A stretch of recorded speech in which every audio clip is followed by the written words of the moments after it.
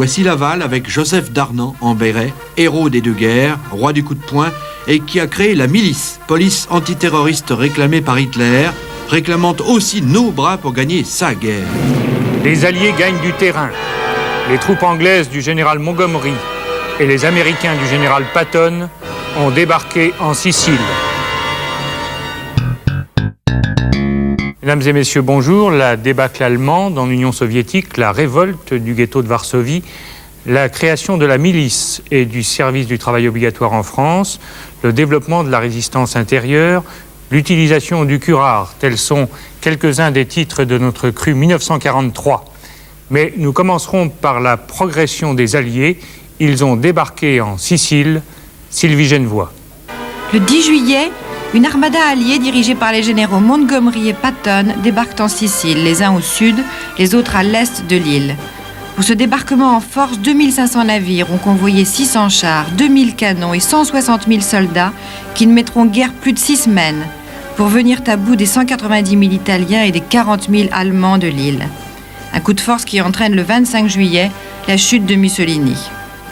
Il faudra 6 autres semaines aux Alliés pour parcourir les 300 km qui séparent le détroit de Messine de Naples, où ils entreront le 1er octobre et disposeront ainsi d'un grand port pour assurer le ravitaillement de leurs armées.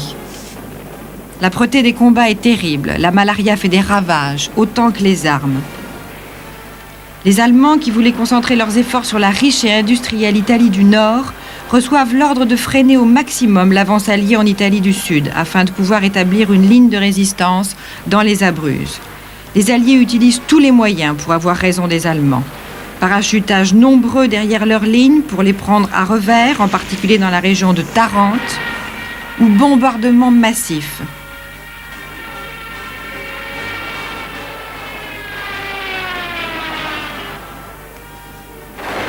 Sur le Monte Cassino, un monastère célèbre, un monastère bénédictin fondé par saint Benoît en 529, une bataille terrible va faire rage. Sur cette montagne désolée, les combats sont d'une rare violence et les troupes françaises du maréchal Juin y prennent une part importante. C'est un bataillon de tabors marocains qui accomplit les plus grands exploits en montant à l'assaut des nids de résistance allemande solidement accrochés dans la montagne. Peu à peu, les lignes allemandes finissent par être enfoncées. Et depuis que le 31 août, les Italiens ont capitulé, la supériorité des Alliés est absolument évidente.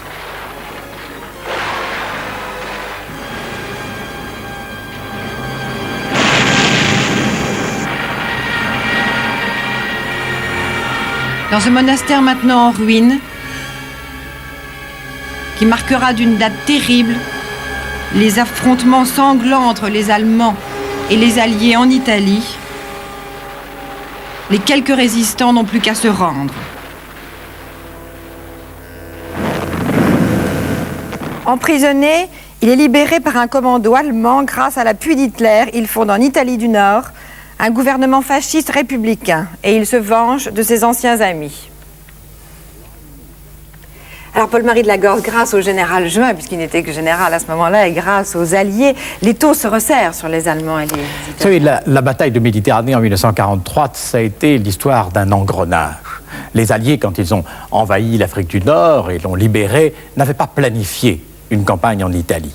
Mais quand la campagne d'Afrique du Nord s'est achevée par la libération de la Tunisie, aux environs du mois de mai seulement 1943, c'est-à-dire après de très longues et très dures batailles, ils ont pensé à s'assurer la maîtrise du bassin méditerranéen. Alors les Français ont tenté et réussi une opération sur la Corse, ils ont libéré la Corse grâce à une participation significative de la résistance locale et désormais tous les Corses de 18 à 40 ans serviront dans les armées de la libération et prendront part à tous les combats. Et puis, comme on le disait il y a un instant, on engage une campagne pour la libération de la Sicile, la conquête de la Sicile.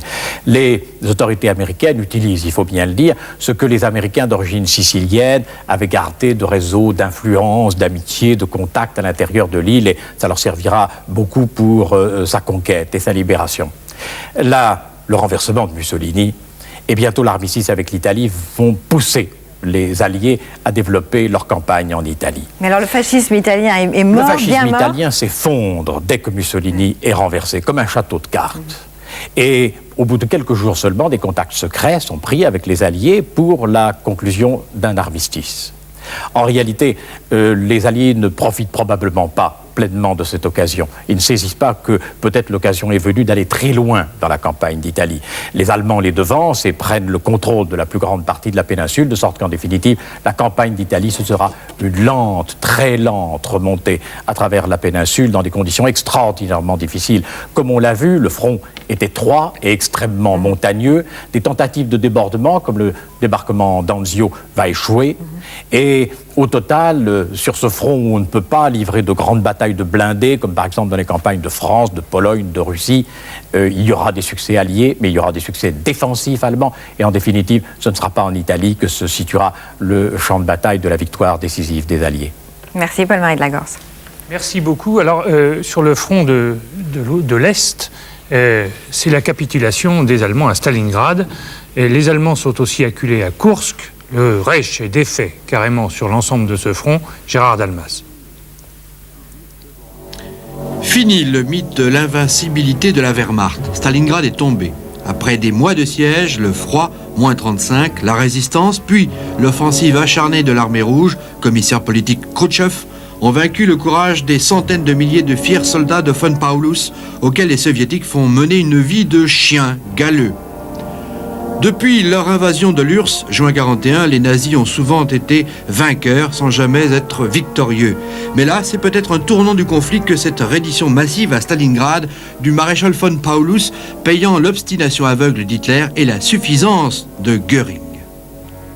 Sacrifice surhumain et déshumanisé. On se croirait à Verdun, un maelstrom de ruines, de boues glacées, de cadavres gelés, de corps à corps à la baïonnette, au lance-flammes, entre fantômes sortant des égouts. Combat jour et nuit, pas de prisonniers, pas de quartier, et la famine chez les Allemands qui très vite passent à la casserole les chevaux des cuisines roulantes. Paroxysme de haine, exemple pour faire parler un partisan russe, les nazis lui attachent une grenade au cou. L'horreur de Stalingrad s'achève pour les deux camps entremêlés. Centaines de milliers de tués, dizaines de milliers d'Allemands en captivité, dont 25 généraux. Après ce désastre, Berlin a peur de perdre la volonté de vaincre. Certains militaires de l'Axe ne vont-ils pas maintenant baisser les bras pour ensuite mieux les lever?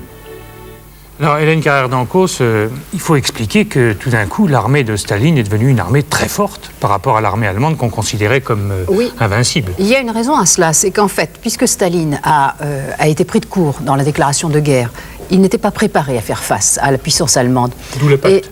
D'où le pacte, évidemment, et d'où cette pénétration fantastique des troupes allemandes en territoire soviétique jusqu'à Moscou. Alors, cela dit, depuis 1938, tout de même, Staline se préparait à l'effort, mais pas pour 41, pour 42. Et pris de court, il a dû transférer tardivement les usines soviétiques sur l'arrière.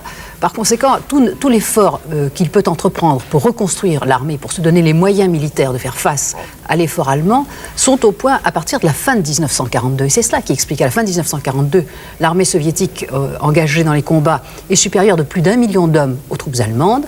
L'Union soviétique a 2,5 fois plus d'avions.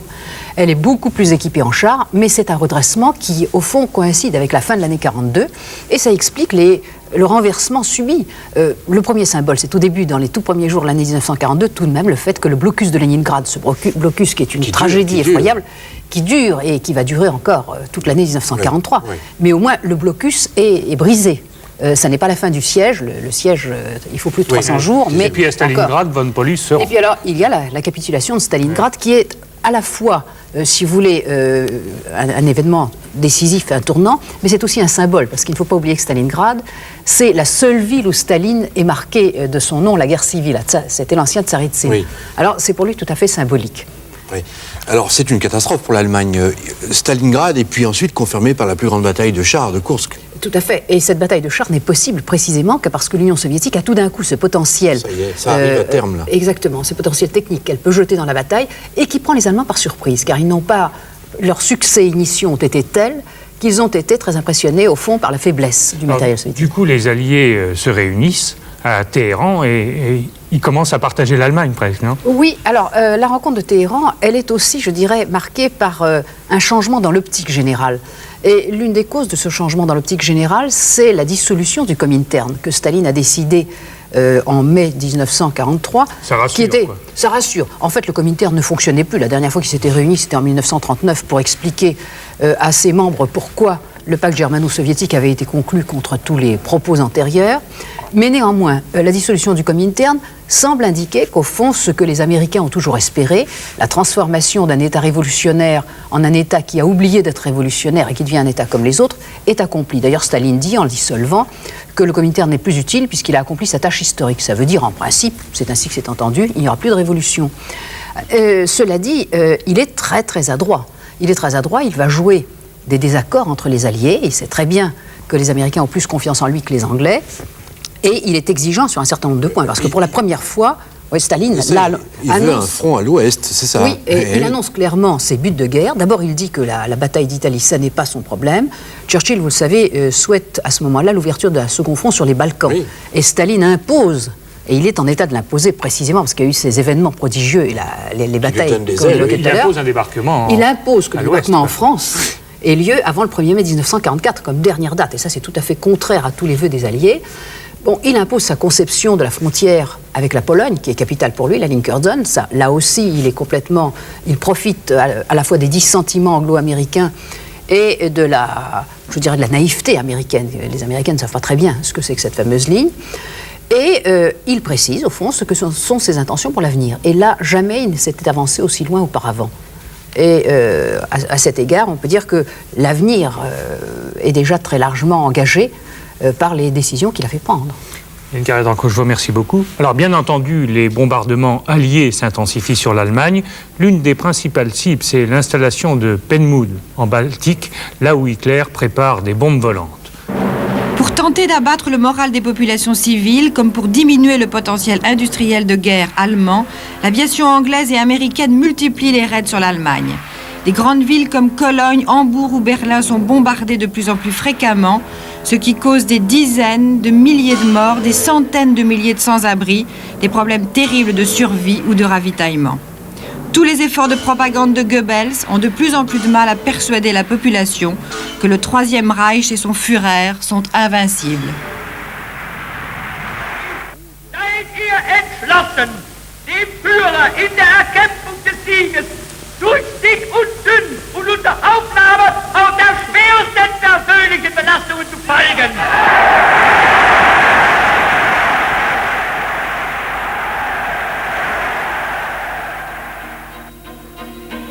Pourtant, toute la population féminine est mobilisée pour contribuer à l'effort de guerre. On voit des couturières devenir ouvrières d'usine, des bijoutières se recycler dans les industries de précision, mécaniques ou électriques, des pharmaciennes tourner inlassablement des obus. Mais cela suffira-t-il à sauver l'Allemagne d'une défaite qui paraît de plus en plus se rapprocher? Alors, Paul-Marie de Lagorce, la situation intérieure allemande commence à être compliquée. Les Allemands se rendent compte qu'ils ne pourront, sinon gagner, du moins éviter une défaite qu'au prix d'une mobilisation formidable, non seulement de leur propre pays, mais de toute la partie de l'Europe qu'ils occupent. Car la vérité est que jusqu'alors, l'Allemagne avait peu mobilisé la totalité de ses ressources, ni la totalité des ressources des pays qu'elle occupait. Il y a eu un profond retard dans la prise en compte par les chefs allemands de la nécessité d'une mobilisation économique, industrielle absolue. Speer, Albert Speer, qu'Hitler nomme ministre de l'armement, va être celui qui exécutera cette volonté de mobilisation totale de l'Europe allemande et qui, indiscutablement, réussira cette opération de mobilisation jusqu'à un point presque inimaginable, puisque malgré l'étendue des bombardements, la violence des bombardements, l'étendue des destructions causées par les bombardements alliés, eh bien, la production industrielle allemande et la production d'armement allemand ne cessent pas de croître tout au long de l'année 1943 et encore jusque très avant dans l'année 1944. C'est une réussite de la mobilisation économique allemande très tardive, mais très intense. Alors, à Varsovie, dans le ghetto, les 60 000 juifs qui y habitent encore savent le sort que veulent leur réserver les SS et ils se battent, ils résistent jusqu'à la mort. Sylvie Genevoix. Le 19 avril, les SS reçoivent l'ordre d'en finir avec le ghetto de Varsovie, qui constituait depuis de nombreux mois un foyer de résistance aux troupes d'occupation. 60 000 juifs y vivent encore et refusent de se rendre. Presque tous sont arrêtés, transférés pour être déportés en camp d'extermination. D'autres brûlent avec leurs maisons, très peu réussissent à s'échapper par les égouts. Après cette dernière intervention, le ghetto de Varsovie est définitivement rayé de l'histoire, mais pas de la mémoire.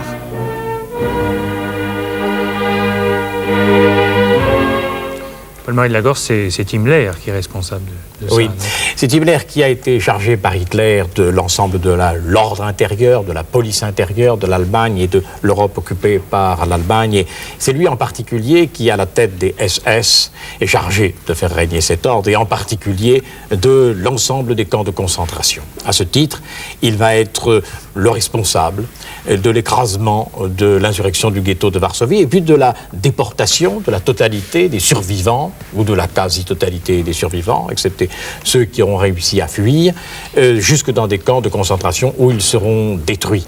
C'est cette insurrection du ghetto de Varsovie, peut-être le moment le plus émouvant et le plus pathétique de l'histoire de la résistance européenne dans cette période, dans cette année 1943, un quartier de Varsovie déjà encerclé, dont il est presque impossible de sortir. Eh bien, des armes y sont venues, des hommes s'y sont organisés, et la lutte a été prolongée, comme vous le savez, quelque temps.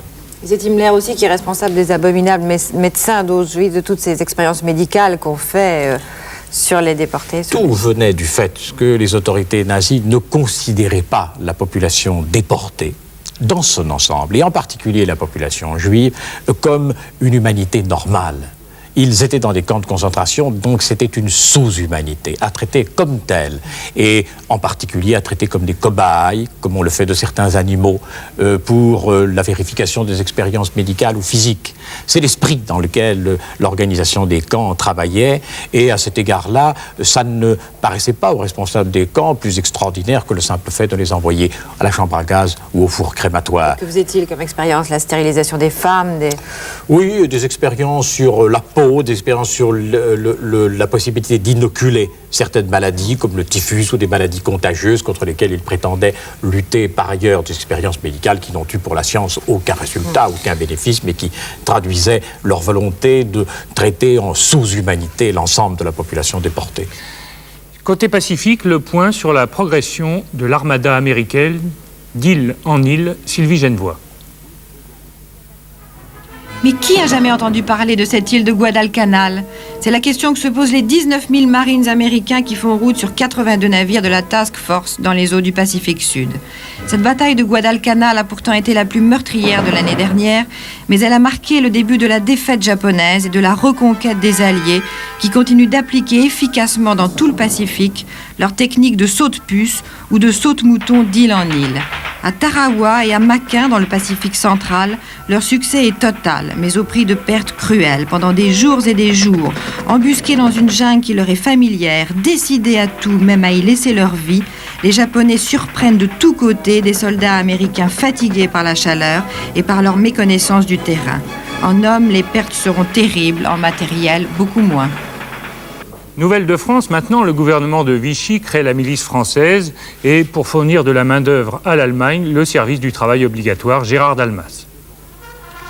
Laval au poteau, Pétain au dodo, lit-on sur les murs. Voici Laval avec Joseph Darnan en béret, héros des deux guerres, roi du coup de poing, et qui a créé la milice, police antiterroriste réclamée par Hitler, réclamant aussi nos bras pour gagner sa guerre. D'où service obligatoire du travail, STO, par centaines de milliers, nos jeunes partent en Allemagne. Laval veut ainsi, dit-il, éviter à la France d'être transformée en Pologne. N'empêche, on se demande si la France n'est quand même pas protectorat nazi à voir ces images du 2e anniversaire de la Légion des volontaires français contre le bolchevisme. Car Laval n'est pas seulement sergent recruteur de la sinistre milice de Darnan et du triste STO dont les réfractaires vont au maquis, il y a aussi la LVF et ses morts contre les soviétiques. Écoutez l'appel aux morts. Depuis le 27 août 1941, légionnaire Barthélemy, mort au champ d'honneur. Sergent-chef Perrin, mort au champ d'honneur. Soldats perdus pour les uns, désespérados pour les autres, chevaliers des temps modernes pour les ultras de la collaboration, la LVF est méprisée par Hitler, décidément excédée par la France, comme vient de le constater Laval pendant sa 5e et certainement dernière rencontre avec le Führer. Versailles, pendant ce temps-là, départ pour les pièges, les sièges du front Est d'un nouveau contingent de la LVF qui compte actuellement 2317 hommes. Sur place, le moral n'est pas d'acier malgré les distributions de croix de fer, voisinant parfois sur les poitrines avec une médaille française gagnée contre l'Allemagne. Car les nazis cantonnent la LVF dans la tâche ingrate du combat à l'arrière contre les partisans rouges, ne faisant pas non plus dans la dentelle. Attention messieurs, ne rêvez pas à Napoléon, c'est de mauvais augure. Henri Amouroux, alors la milice, pourquoi faire? Eh bien, la milice va naître du service d'ordre légionnaire qui lui-même était né de la Légion des combattants. Il n'y a plus d'armée française, la résistance est de plus en plus vigoureuse, de plus en plus violente. Il y a deux formes de résistance et la résistance communiste notamment fait beaucoup d'attentats. C'est la résistance communiste qui est la plus active, il faut le dire, c'est la vérité. Alors là, dans l'intention du gouvernement de Vichy, qui n'a plus d'armée, puisque l'armée a été dissoute en novembre 1942, c'est de créer une police supplétive, ça sera la milice, dirigée par Darnand, par Joseph Darnand, qui est un combattant très héroïque de la guerre 14-18 et puis de la guerre 39-40. Et c'est un homme à poigne, sans beaucoup d'idées politiques, sans les étroits d'esprit, bien entendu, à ses étroits d'esprit, et qui va engager le combat essentiellement contre les communistes. Ça sera un combat très lié à la cagoule. Il était très lié à la cagoule. C'était un homme d'extrême droite. C'était un homme d'extrême droite qui, s'il avait été de l'autre côté, si le hasard avait fait qu'il eût été de l'autre côté, aurait été certainement du côté il a fait des hommes de service, paraît-il. Il a fait des hommes de service. Ça. Dites-moi alors parallèlement, le STO, ça auquel exige les multiplications d'envois. Qu'est-ce que c'est le STO? Le STO va naître de l'échec de la relève. La relève échoue en 1942 et les Allemands ont de plus en plus besoin d'hommes dans leurs usines pour fabriquer des chars, des avions, des canons. Alors, la séduction ne payant pas, eh bien, c'est l'obligation, c'est le service du travail obligatoire. Oui. Et on prend tout le monde. Et c'est des grosses tranches. Oui, et on prend tout le monde. On prend le pâtissier, le boulanger, l'épicier, bref, des gens qui sont tout à fait incapables de travailler dans des usines. 20, 21, 22, oui, mais surtout ce qui est important, et c'est là où on voit les ouvriers spécialisés. C'est là où on voit combien l'Allemagne est acculée, c'est ça qui est important. Oui, c'est qu'on recrute n'importe qui. Des gens qui ne sont absolument pas qualifiés pour aller travailler dans des usines de guerre, pour fabriquer des avions, des canons, on les y envoie. Oui. Ça marche pas bien au début, puis après ça... Ça marche au début, dans la mesure où c'est en février 1943, et où les jeunes Français sont absolument saisis par l'événement. Ils ne savent pas ce qui va se passer. Ils sont raflés. Oui. On rafle quelquefois dans les rues, à la sortie des cinémas et des salles de spectacle. Et puis ensuite, du refus du STO, va naître, à partir de juin 1943, les maquis. Les maquis naissent du STO. Alors, il y a l'automne 43 et Pétain cherche à se débarrasser de Laval, là, non? Oui, enfin, dans l'automne 43, que voit Pétain? Que voient les gens qui sont autour de Pétain? Ils voient ce qui se passe en Italie. On l'a dit tout à l'heure, Paul-Marie de la Gorce l'a dit, ce qui se passe en Italie, c'est que le roi d'Italie a changé de camp. Mussolini a été arrêté, l'Italie a changé, elle devient l'allié des Allemands. L'allié, des Anglais et des Américains. Et il y a une grande tentation, n'est-ce pas, c'est de faire la même chose en France. Mais les Anglais et les Américains n'ont pas débarqué, donc il n'est pas possible de le faire. Et lorsque le maréchal Pétain, au mois de novembre 1943, imagine de rappeler le Parlement, ce Parlement qu'il avait liquidé en 1940, de le réinstaller, de refaire une constitution, de faire une constitution républicaine, les Allemands, et de se débarrasser de Laval, bien sûr, les Allemands interviennent tout de suite, ils arrêtent tout. Ils, d'ailleurs, traitent Pétain en lui disant que c'est leur plus grand ennemi. Et que font-ils? Ils imposent des modifications au gouvernement français, à l'intérieur du gouvernement français. Ils choisissent des hommes à eux. Et au début de l'année 1944, fin 1943, début 1944, on verra arriver au gouvernement français des hommes comme Philippe Henriot, qui était un orateur extraordinaire, qui faisait pièce aux orateurs de Londres, n'est-ce pas? On va voir arriver Marcel Déat un peu plus tard, et Joseph Darnand. Joseph Darnand, qui va être secrétaire d'État au maintien de l'ordre. C'est-à-dire, Joseph Darnand sera le chef de la police. Or, Joseph Darnand est également officier allemand. Il faut le dire, le rappeler. Joseph Darnand est officier SS. Il a accepté d'être officier SS. Là. Monsieur Amouroux, je vous remercie beaucoup. Alors, un maréchal qui, cette année-là, ne sait plus très bien où il en est. En tous les cas, à propos des bombardements alliés sur la France, il fustige ces bombardements et les chefs rebelles. Écoutons-le. Les assassins reviennent toujours sur les lieux de leurs crimes. Allusion de la propagande au bûcher de Jeanne d'Arc après les brasiers des bombardements anglais sur Rouen. Des centaines de morts en 42-43, faute de précision.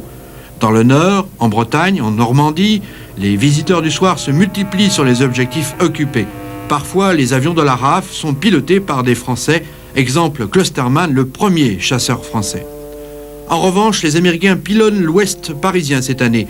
L'an dernier, les Anglais, avec des bombes de 2 tonnes, avaient sévèrement touché leur but Renault. Mais la production de camions militaires avait repris, d'où ces bombardements US de 43. Et les séminaristes dégageant les victimes toujours dans le secteur Boulogne-Billancourt en témoignent. Les Alliés bombardent en tapis. De nombreuses torpilles s'égarent autour de la cible sur les civils qui ne se précipitent pas toujours aux abris. D'ailleurs, on a retrouvé des débris humains soufflés dans les arbres à Longchamp.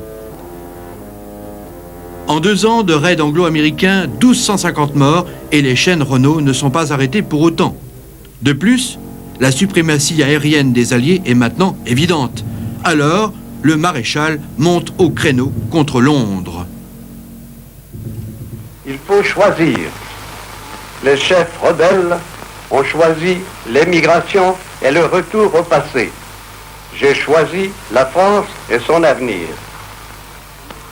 L'histoire dira plus tard ce qui vous fut épargné. Français, mes amis, libérez votre conscience des préjugés et des rancunes. Vous comprendrez mieux alors ceux qui ont la charge douloureuse de vous conduire. Et alors, côté résistance, des succès, mais aussi des drames. 2 arrestations risquent de porter un coup sévère à la résistance. Il s'agit de celle du chef de l'armée secrète, le général de Lestrin, et de celle de Jean Moulin, qui est président du Conseil national de la résistance, Sylvie Genevoix. À quelques jours d'intervalle, la résistance est doublement décapitée. Le 21 juin, à Caluire, Jean Moulin, victime d'une trahison, tobomba des Allemands. Le 9 juin déjà, le général Delestrin, chef de l'armée secrète, avait été arrêté. Néanmoins, les idées et les mots d'ordre de la résistance circulent de plus en plus. Le nombre de journaux clandestins de résistants dépasse maintenant la dizaine.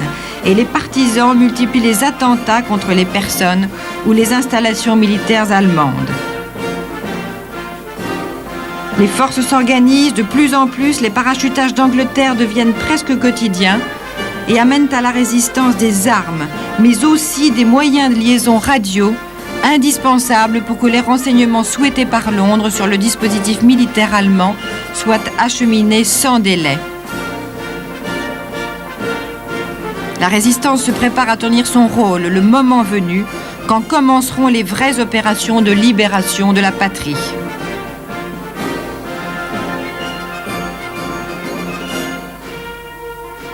À Alger, le général de Gaulle a réussi à supplanter le général Giraud en devenant le seul président du Comité français de libération nationale. Comité qui est bientôt reconnu officiellement par l'URSS, par les États-Unis, la Grande-Bretagne et même par Chiang Kai-shek. Pourtant, l'affaire n'a pas été simple. Les Américains n'ont d'abord mis aucun empressement à autoriser De Gaulle à se rendre en Algérie. Après l'assassinat d'Arlan, sur lequel Eisenhower s'appuyait, De Gaulle et Giraud s'étaient retrouvés coprésidents du comité de libération.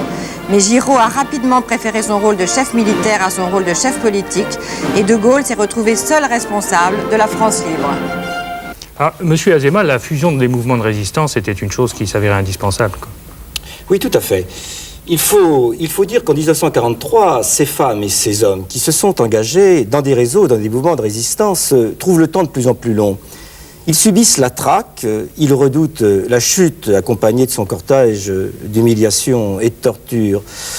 Ils se peuplent de l'ombre, aussi bien en zone nord qu'en zone sud, s'épaissit, diversifie ses activités de propagande, monte une armée secrète et est capable également, à partir de l'été, de prendre en charge, dans des maquis de plus en plus nombreux en zone sud, ces réfractaires du service du travail obligatoire. Et dans le même temps, la résistance intérieure, effectivement, s'unifie grâce à l'action tenace d'un homme de foi et de caractère, Jean Moulin, qui est le délégué général du chef de la France libre.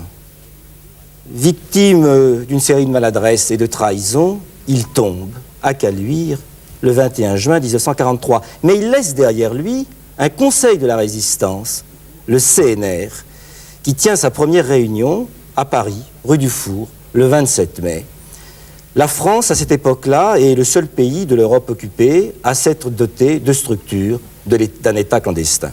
Et pendant ce temps-là, qu'est-ce qui se passe en Afrique du Nord? Eh bien oui, de l'autre côté de la Méditerranée, il se passe des choses. Il se fait que Charles de Gaulle affirme son autorité Charles de Gaulle peut affirmer son autorité en faisant montre d'un nationalisme pur et dur, anti-allemand, anti-vichysois, et également intransigeant à l'égard des Alliés, notamment à l'égard des Américains, qui ont soutenu un général Giraud qui se révèle être un piètre politique. Et dans l'automne 1943, Charles de Gaulle est l'homme fort du CFLN, dont on a parlé précédemment. C'est-à-dire du Conseil français pour la libération nationale. Et il peut, le 6 novembre, réunir une assemblée consultative où se côtoient des conseillers généraux, des anciens parlementaires de la Troisième République et des résistants de la France intérieure. Il apparaît donc comme un fédérateur pour une France libérée, mais une France libérée par les Français eux-mêmes. Oui, alors il y a quand même l'émergence des partis politiques dans cette résistance-là. Oui, c'est la troisième donnée politique dont il faut tenir compte. C'est que dans la clandestinité, les partis politiques refont surface. Bon gré, mal gré, les mouvements de résistance doivent leur faire leur place. Et le CNR, dont on a parlé, résistance, comprend 8 représentants des mouvements de résistance, 2 représentants des syndicats, dont celui de la CGT qui vient de se réunifier, et 6 représentants des tendances politiques. Les 3 plus importantes sont le Parti communiste français clandestin qui progresse, la SFIO clandestine, et ce qui est quasiment original dans la vie politique française, un rassemblement de démocrates chrétiens qui formeront un peu plus tard le MRP. Dans 2 ans, ces 3 formations formeront ce qu'on dénomme le tripartisme. Le rôle de la presse clandestine maintenant avec Christian Bailly. Eh bien, si le chant des partisans commence à être fredonné dans toute la France, il est un autre moyen de communication qui a vu aussi le jour, à vrai dire depuis août 40, mais qui a pris son envol vraiment dans cette année 43. Il s'agit de la presse. Il y en a beaucoup. Clandestine. Oui, il y en a plus de 200 en cette année 43. Alors les titres, il n'y en a que quelques-uns ici, ils sont modestes quelquefois ou de grande apparence comme Défense de la France. Mais ils peuvent être modestes parce que ce sera une feuille rénéotypée. Rénéotypée simplement, l'artisanat de la presse clandestine donc. Alors les titres, il y en a, alors tous les partis vont imprimer, tous les groupes, tous les réseaux vont imprimer leurs propres journaux. Il y a une question que l'on peut se poser, ça ne doit pas être très facile de faire des journaux d'une manière clandestine, avec le bruit, le papier, etc. D'abord, pour le papier, pour s'approvisionner en papier, c'est quelque chose de terrible. Déjà, Rebatté dans « Je suis partout », presque collaborationniste s'il en est une, se plaint d'être contingenté en papier. Alors comment font les résistants ? Eh bien, c'est simple, ils ont des complicités dans les journaux et ces complices, qui sont aussi des résistants, vont enlever des parts de papier et puis ils feront aussi des coups de main dans des imprimeries ou chez des fabricants de papier, des coups de main qui en général réussissent. Par contre, alors quand il s'agit d'impression de ces journaux, même si ce sont des petites feuilles, alors là, ça demande beaucoup de risques parce que les machines font du bruit, il faut des guetteurs, et puis les tirages, vous savez, Combat, qui sera le plus grand journal de la résistance, va tirer à 300 000 exemplaires. C'est considérable. C'est considérable. Oui. Mais alors, ces 300 000 exemplaires ne seront pas imprimés dans la même imprimerie et vous aurez des résistants qui vont circuler dans toute la France pour la diffusion, avec les plaques et qui vont imprimer ça dans toutes les imprimeries françaises. Enfin, il faut dire une chose, Christian, avant de rendre la parole à Louis, ces journaux ont quand même sauvé l'honneur de la presse. Ah, ils ont sauvé l'honneur de la presse qui était, il faut le dire, en déliquescence. Un procès étonnant, celui d'une femme avorteuse. Elle a été jugée, condamnée et exécutée, guillotinée. Un événement assez exceptionnel et significatif pour demander à Maître Emmanuel Blanc son commentaire sur ce procès. Oui, effectivement, vous avez raison. L'avorteuse, puisque vous le dites, mais en réalité une femme qui voulait surtout rendre service, a été effectivement guillotinée. Pourquoi rendre service ? Je vous le dirai tout à l'heure. Je veux d'abord vous dire que le 30 juillet, elle a péri effectivement dans la cour de la Petite Roquette, cette sinistre prison. Pourquoi ? Eh bien parce que, d'abord, le contexte de cette année était tel que, d'une part, on voulait protéger l'honneur de ceux qui étaient au loin, et d'autre part, il fallait sévir parce que, d'après la mentalité du temps, il fallait avoir beaucoup d'enfants. Alors, je vais d'abord vous dire quelle a été la loi qui a été prise en 1942, et je veux vous donner l'intitulé. Il vous dira tout. Loi tendant à protéger la dignité du foyer, loin duquel l'époux est retenu par suite des circonstances de la guerre. Par conséquent, il fallait protéger l'honneur de celui qui était à 1000 kilomètres d'ici, et il suffisait évidemment qu'une femme ait des formes arrondies, ou, à plus forte raison, qu'elle accouche d'un enfant adultérin, pour qu'elle soit poursuivie par le procureur de la République. C'est-à-dire qu'on voulait protéger les maris trompés qui étaient prisonniers de guerre, c'est ça, exactement, en clair, oui. Exactement. Et d'autre part, les peines pour l'avortement ont été aggravées encore par Daladier en 1939. Mais enfin, ça allait chercher 10 ans de prison, ce qui est une bagatelle par rapport à ce qui s'est produit, c'est-à-dire la mort de cette malheureuse Bretonne, Louise Duval. Oui, elle a été exécutée, mais c'est parce qu'au lieu de passer devant le tribunal correctionnel ou devant la cour d'assises, où elle ne risquait que 10 ans de prison, elle est passée devant un tribunal qui a été créé 2 ans plus tôt et qui est le tribunal d'État, une juridiction d'exception féroce, puisqu'il fallait juger sans circonstances atténuantes et sans aucun appel. Et ces magistrats jugeaient pour des activités de nature à nuire au peuple français. C'était le second intitulé de cette autre loi de 1941 qui a créé cette juridiction. Et bien entendu, elle n'avait aucune chance d'échapper à la mort dans ces conditions. Merci beaucoup, Maître Emmanuel Blanc. La guerre permet des progrès dans tous les secteurs et pas seulement dans les armements. C'est ainsi que désormais les chirurgiens utilisent un poison, le curare, pour leurs opérations chirurgicales. Cette seringue contient du curare. Et ce curare, je vais l'administrer à ce malade qui va être endormi pour subir une intervention chirurgicale de l'abdomen. Quel intérêt? Quel intérêt? Relâcher les muscles de l'abdomen et faciliter le travail du chirurgien. Le curare n'est pas un anesthésique. C'est un additif. Il est un relâchement musculaire, mais n'est pas un anesthésique. Et c'est une drogue dangereuse, qui était d'ailleurs à l'origine utilisée par les Indiens qui s'en servaient au bout de leurs flèches pour paralyser leurs ennemis ou les animaux vivants. Et puis, vers le milieu du 19e siècle, les savants, les chercheurs, les pharmaciens, les premiers pharmaciens, ont commencé à s'intéresser beaucoup au curare. Et Claude Bernard, en particulier, en 1856, a montré l'action du curare. Il avait une formule d'ailleurs, il créait un vivant dans un mort. Tous les muscles étaient paralysés, mais en gardant la conscience et la sensibilité. Et c'est seulement en 1941, c'est-à-dire l'an dernier, qu'il a été conseillé aux anesthésistes d'utiliser le curare pour faciliter le travail des chirurgiens en permettant une résolution des muscles pendant l'acte chirurgical. Eh bien, malgré la guerre, les créations littéraires et artistiques ne manquent pas, et notamment les créations théâtrales. On joue à Paris, Sylvie, la Reine morte de Monterland, et ça a pas mal de succès public.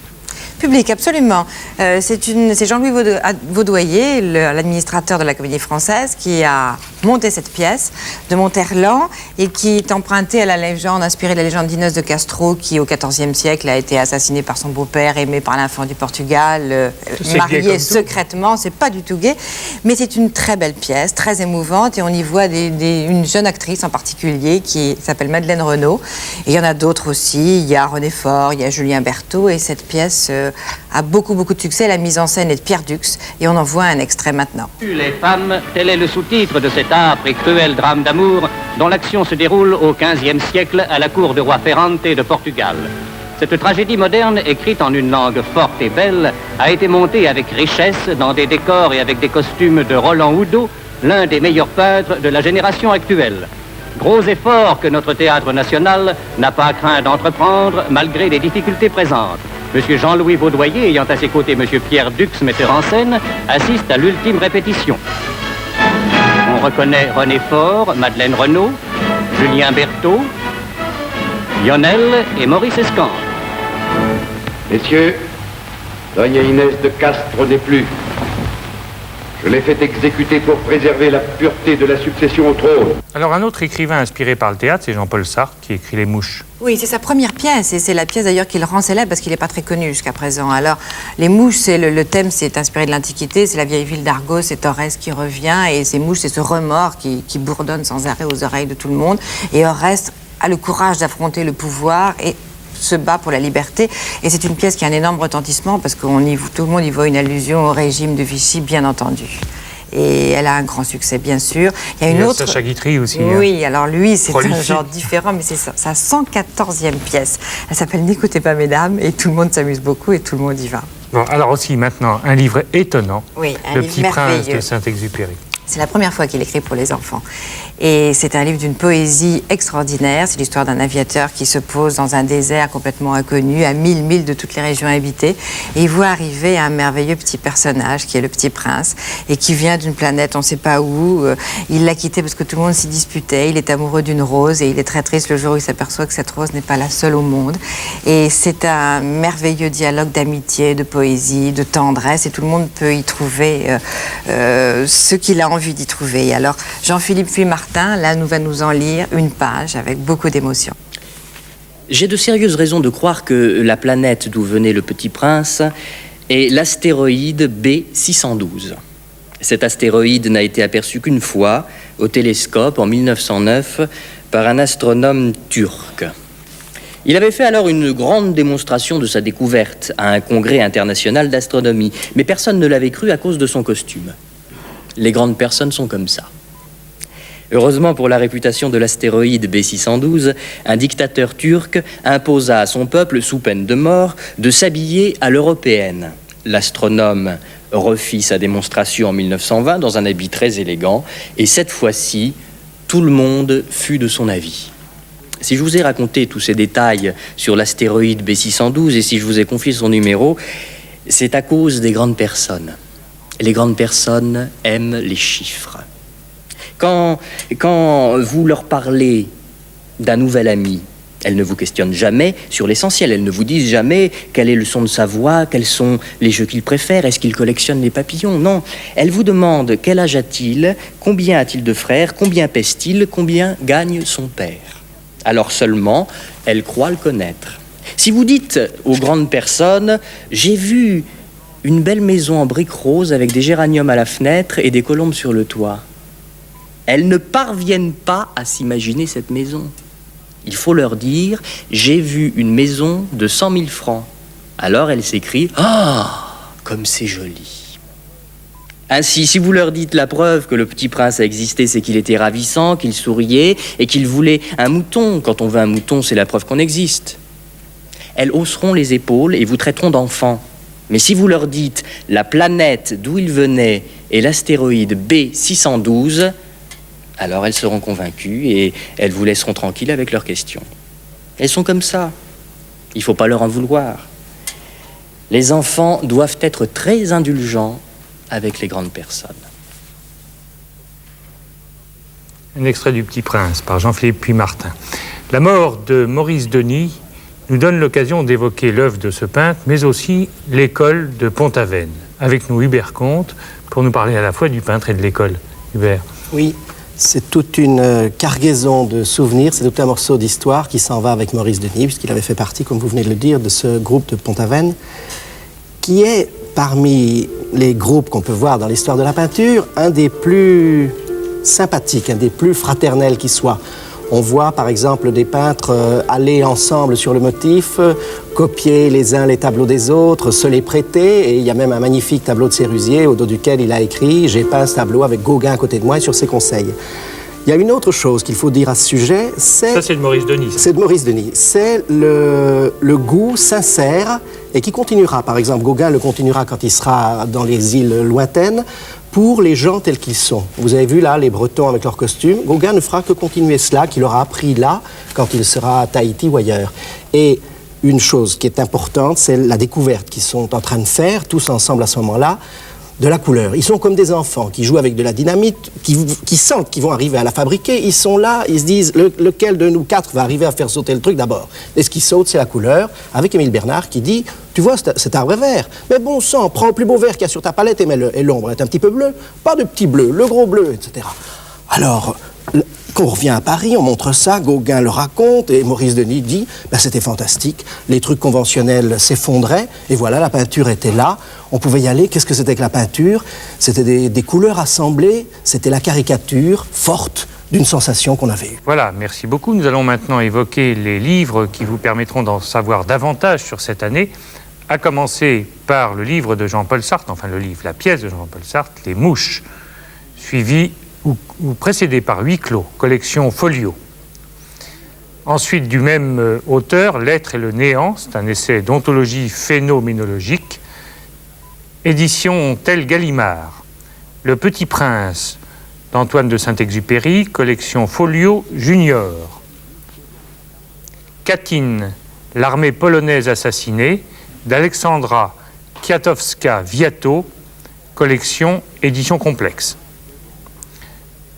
De Munich à la Libération, de Jean-Pierre Azéma, 1938-1944, collection Histoire au seuil.